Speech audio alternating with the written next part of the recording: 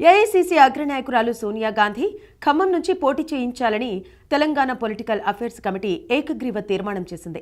ఆమె అంగీకరిస్తే ఖమ్మం పార్లమెంటు నుండి సోనియా గాంధీని బరిలోకి దించాలనే ఆలోచనలో టీపీసీసీ ఉన్నట్టు సమాచారం.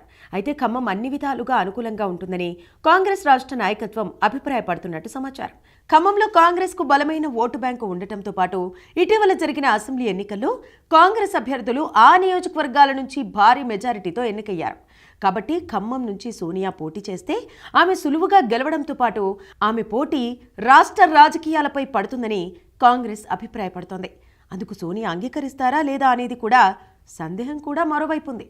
ఒకవేళ సోనియా గాంధీ ఎన్నికల్లో పోటీ చేయకపోతే ప్రియాంక గాంధీని పోటీ చేయించే ఆలోచన కూడా ఉన్నట్టు సమాచారం.